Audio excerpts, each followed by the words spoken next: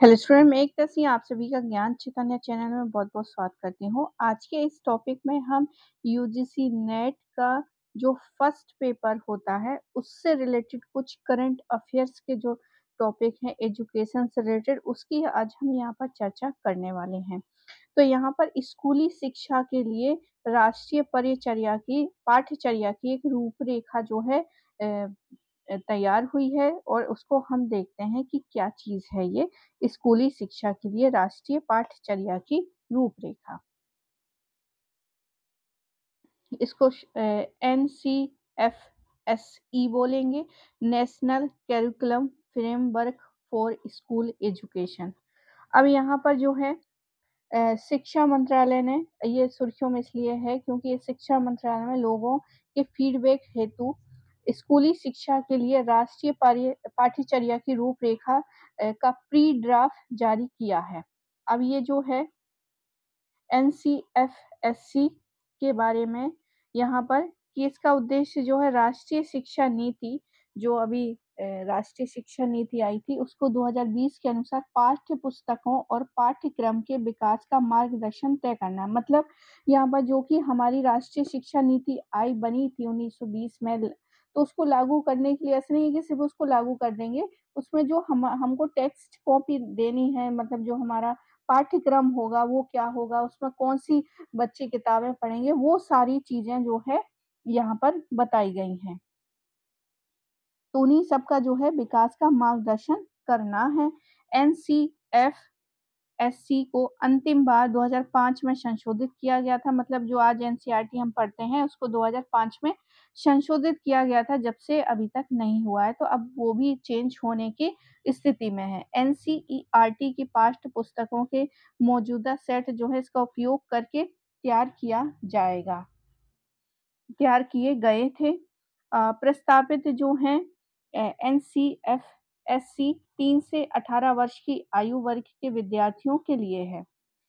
CBSE अन्य राज्य board द्वारा NCFSC को अपनाए जाने के बाद यह कक्षा के अन्य विविध पहलुओं को भी पुनर्गठित करेगा। इन पहलुओं के विषयों की पसंद जो है शिक्षा का पर्यटन और छात्रों का आकलन भी शामिल है। अब आगे देखते हैं यहाँ पर कि प्रस्तावित पाठ्यक्रम में परिवर्तन क्या क्या किया गया है। तो यहाँ पर कक्षावार दृष्टिकोण से देखते हैं कि 3 से 8 वर्ष के जो आयु के बच्चे हैं वो प्री स्कूल से सेकेंड क्लास तक के बच्चे होते हैं। 3 से 8 तक के जो बच्चे होते हैं वो प्री स्कूल में होंगे, या फिर कुछ बच्चे सेकेंड क्लास प्री स्कूल के बाद भी होते हैं, फर्स्ट सेकेंड KG UKG ये सारी चीजें। तो यहाँ पर खिलौने और पहेलियों जोड़ तोड़ करके और खेल आधारित शैक्षणिक दृष्टिकोण को सुझाव दिया जाएगा। मतलब यहाँ पर जो है ज्यादातर चीजें एक्टिविटी पर आधारित होंगी सेकेंड क्लास तक। उसके बाद मिडिल स्तर तक जो है 6 7 8 इसके लिए प्राकृतिक विज्ञान के साथ साथ सामाजिक विज्ञान के विषयों को भी शुरू किया जाएगा। यहाँ पर क्या है, सामाजिक विज्ञानों मतलब जो साइंस है उसके साथ साथ हम क्या करेंगे, यहाँ पर सामाजिक विज्ञानों के विषयों को भी शुरू किया जाएगा। पुस्तकें मिडिल स्कूल स्तर से ही एक केंद्रीय भूमिका निभाएंगी। अब यहाँ पर कुछ और देख लेते हैं कि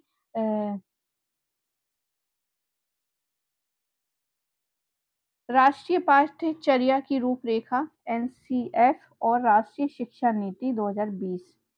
NEP क्या है? देश में शिक्षा के विकास का मार्गदर्शन करने वाला एक व्यापक ढांचा है। ये ढांचा जो है शिक्षा के विकास का मार्गदर्शन करता है तथा शिक्षा को विनियमित करने और बढ़ावा देने के लिए दिशा निर्देश करता है NEP। अब NEP 2020 का उद्देश्य 4 राष्ट्रीय पाठ्यक्रम की रूपरेखा NCFS तैयार करना है, जिसके लिए शिक्षा मंत्रालय तथा राष्ट्रीय शैक्षिक अनुसंधान और प्रशिक्षण परिषद NCERT द्वारा संयुक्त रूप से व्यापक रणनीति तैयार की जाएगी। तो यहाँ से क्वेश्चन ये पूछ सकता है कि कौन कौन जो है इसमें रणनीति बना रही है सिलेबस को चेंज करने के, उससे सिलेबस में पाठ्यचर्या जो है उसकी रूपरेखा बनाने के लिए जो है कौन कौन से यहाँ पर हैं। आगे है MOE द्वारा, मतलब यहाँ पर जो है शिक्षा मंत्रालय के द्वारा डॉक्टर के कस्तूरी रंजन की अध्यक्षता में एक राष्ट्रीय संचालन समिति का गठन किया गया था। इसका उद्देश्य जो है एनसीएफएस के विकास के कार्य को शुरू करना और उसे मार्गदर्शन प्रदान करना था। एनसीएफ भारत के विविध संस्थानों की संपूर्ण श्रृंखला में 3 से 18 वर्ष की आयु के शिक्षा पर ध्यान केंद्रित करता है और एनईपी जो है 2020 की परिकल्पना के अनुसार 4 चरणों, ये 4 चरण बहुत इम्पोर्टेंट है, चाहे वो बीएड का एग्ज़ाम हो, चाहे वो किसी भी टीचिंग एग्ज़ाम हो, यहाँ से जो है क्वेश्चन बनता ही बनता है। तो ये जो 4 चरण एनईपी में रखे गए थे 5, 3, 3, 4 में स्कूली शिक्षा के पाठ्यक्रम और शैक्षणिक पुनर्गठन को लागू किया जाएगा। प्रारंभिक बाल्यावस्था देखभाल और शिक्षा के लिए राष्ट्रीय पाठ्यचर्या की रूपरेखा पहले से ही तैयार है। शेष कार्य जो है शिक्षक शिक्षा और प्रौढ़ शिक्षा के लिए एनसीएफ तैयार करने पर चल रहा है। आगे है एनसीएफ जो है राष्ट्रीय शिक्षा नीति के उद्देश्यों और प्रतिबंधों को जीवित करता है, जैसे कि इसमें मानवीय क्षमताओं, मूल्यों और स्वभावों की पूरी श्रृंखला शामिल है। इसमें स्कूली शिक्षा के अंतर्गत छात्रों के विकसित करने का लक्ष्य रखा गया है। इन्हें विकसित करने के लिए शिक्षा शास्त्र यानी कि पेडागोजी, कार्यकारिणी, कार्यप्रणालियों एवं संस्कृति को मिलाकर कार्य करना चाहिए। साथ ही याद रखने एवं पाठ्य सामग्री एकत्र करने पर अत्यधिक जोर देने का बचाव चाहिए। वास्तव में इस तरह के विकास के लिए जगह बनाने हेतु पाठ्य सामग्री को कम करना आवश्यक है। गणित से लेकर खेल तक के सभी विषयों और सीखने के सभी प्रक्षेत्रों के लिए समान स्थिति के साथ एकीकरण एवं समग्रता को अपनाना है। हमारे देश की शिक्षा प्रणाली के सामने आने वाली वास्तविक चुनौतियों का सामना करना और उनका समाधान करना है। तो ये कुछ बातें थी। अब आगे यहाँ पर देखते हैं कि यहाँ पर हमने देखा था कि 5th, 6th, 8 अब उसके आगे देखते हैं 9th और 10th के लिए छात्रों को 8 अलग-अलग पाठ्यचर्या क्षेत्रों के अंतर्गत वर्गीकृत 16 पाठ्यक्रमों का अध्ययन करना होगा। साथ ही अंतिम प्रमाण पत्र प्राप्त करने के लिए 8 प्रश्न पत्रों को जो है उत्कीर्ण करना अनिवार्य हो गया। मतलब 16 पाठ्यक्रम है, उसमें से 8 प्रश्न पत्रों को उत्कीर्ण करना होगा। सुझाए गए पाठ्यक्रम क्षेत्र कौन-कौन से होंगे? मानकी होंगे जिसमें कि लैंग्वेजेस होंगी, गणित और कंप्यूटिंग, व्यवसायिक शिक्षा, शारीरिक शिक्षा, कला, सामाजिक विज्ञान, विज्ञान तथा अंतर विषयक क्षेत्र रहेंगे। 11वीं और 12वीं की कक्षा के लिए समान विषयों से विकल्प आधारित पाठ्यक्रम प्रदान किए जाएंगे। साथ ही 12वीं कक्षा के लिए संचयी ग्रेड अंकों के साथ ही परीक्षा की सेमेस्टर प्रणाली शुरू की जाएगी। तो याद रखिए अब जो हम ग्रेजुएशन में देखते थे सेमेस्टर प्रणाली, अब हम क्या देखेंगे स्कूल में भी सेमेस्टर प्रणाली जो है लागू की जाएगी। कला, मानविकी और विज्ञान के बीच जो है कोई कठोर विभाजन नहीं है। कला, मानविकी और विज्ञान के बीच कोई कठोर विभाजन नहीं होगा। छात्रों को मतलब कोई भी ले सकता है, हमको कला भी पसंद है, मानविकी भी और विज्ञान भी, तो कोई भी ले सकता है, मिश्रित ले सकता है। आगे है शैक्षणिक वर्ग और स्कूल कार्यक्रम। एनसीएफ एक विशिष्ट रूपरेखा प्रदान करता है जिसमें सुझाव दिया गया कि शैक्षणिक कार्य शिक्षा के सभी चरणों में 180 स्कूल दिवस या 34 सप्ताह का होना चाहिए। तो स्कूल का समय जो है 180 स्कूल दिवस हो जाएंगे। तो अब यहाँ पर क्या है, बहुत ज़्यादा छुट्टियाँ वगैरह नहीं होंगी। 180 स्कूल का जो टाइम है, मतलब कितने दिन स्कूल चलेगा, 100 दिन, 180 दिन बच्चों को पढ़ाया जाएगा। या सप्ताह कितने होने चाहिए, 34 सप्ताह होने चाहिए। इसमें विद्यार्थियों को के लिए 29 घंटों वाली यानी 5.5 दिन के स्कूली कार्यक्रम पढ़ाई कार्यक्रम की मांग की गई। एक कक्षा की अवधि जो है 40 मिनट की होगी, मतलब एक जो लेसन पढ़ाया जाएगा, एक सब्जेक्ट का जो पीरियड लगेगा वो 40 मिनट का होगा। और कक्षा जो है 8 तक होगा ये 40 मिनट का, फिर उसके बाद 10 मिनट और बढ़ा दिया जाएगा।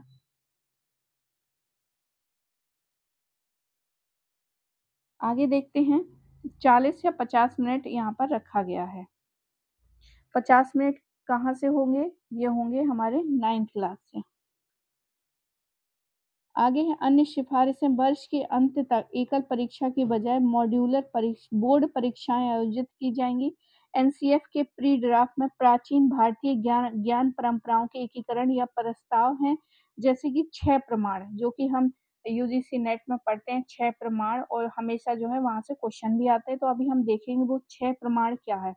मतलब यहाँ पर ड्राफ्ट में क्या चीज़ें रखी गई हैं कि प्राचीन भारतीय ज्ञान को भी यहाँ पर रखा गया है और इसमें 6 प्रमाण की बात की गई है कि आप जो याद करते हैं, जो चीज़ें सीखते हैं, वो कैसे प्रमाणित करते हैं।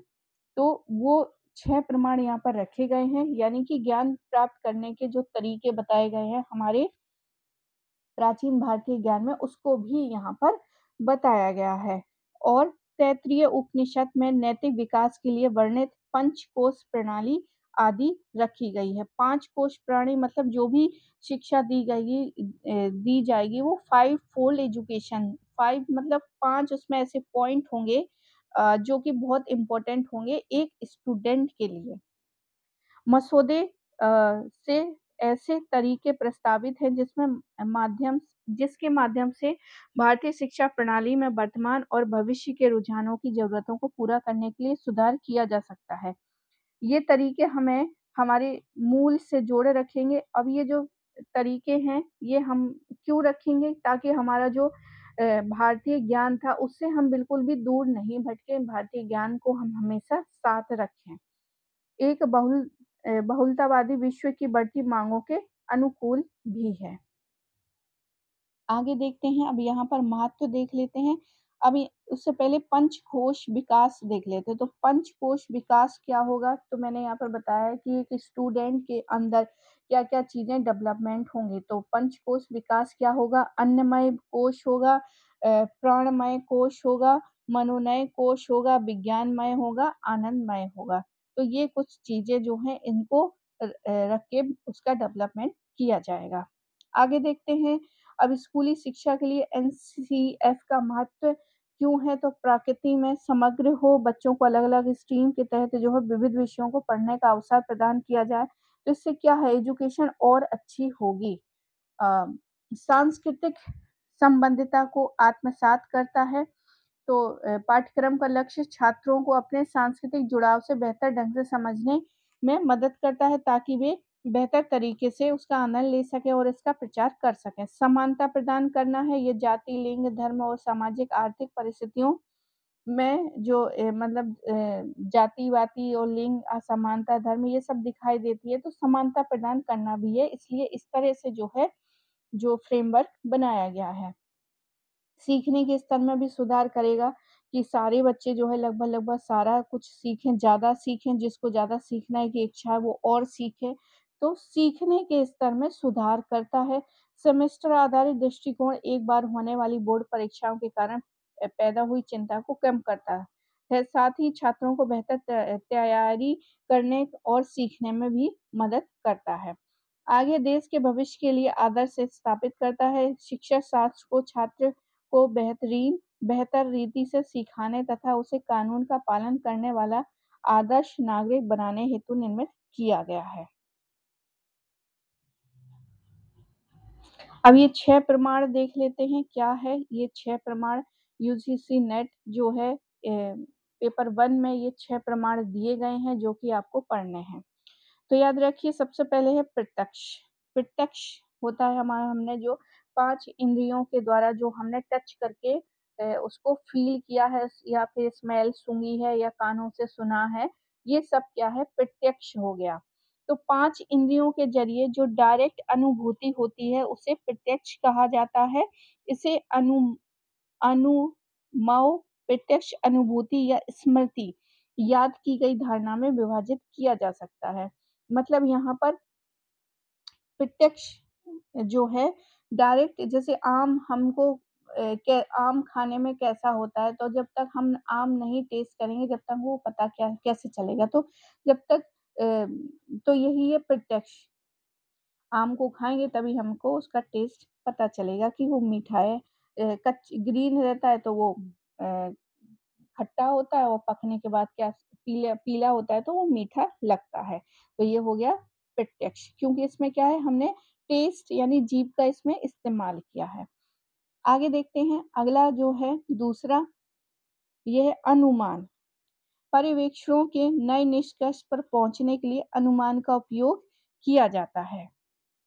तो यहाँ पर अब हमने ये प्रत्यक्ष सीख लिया तो हम अनुमान लगाते हैं। जैसे कि हमने आम हमने टेस्ट किया, अब हम आम को देख के हम अनुमान लगा लेंगे कि क्या है, खट्टा होगा, मीठा होगा। आगे है उपमान। ये सादृश्य और तुलना के माध्यम से जानने पर आधारित है। मतलब इसमें 2 चीज़ों की तुलना की जाती है तभी जो है बच्चा इसमें समझ पाता है। आगे है अर्थपत्ति। अर्थपत्ति जो है ये परिस्थिति के अनुसार व्यक्ति अनुमान से संबंधित है। परिस्थितियों के अनुसार व्यक्ति अनुमान लगाता है और फिर इससे भी क्या है सीखता है, तो उसको अर्थपत्ति बोलते हैं। अनुलब अनुलब्धि मतलब वो चीज़ यहाँ पर नहीं है लेकिन उसका ज्ञान जो है, ज्ञान का एक मान्य रूप माना जाता है। आगे देखते हैं शब्द।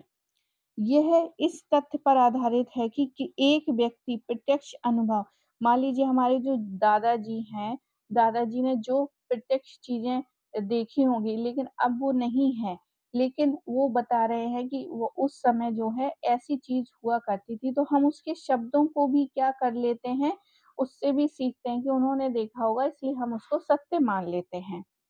तो प्रत्यक्ष अनुमान व अनुमान के माध्यम से सभी सत्यों का एक खंड को ही प्रत्यक्ष रूप से जान सकते हैं, परंतु उसे अन्य विशेषज्ञों के कथनों को भी स्वीकार करना चाहिए।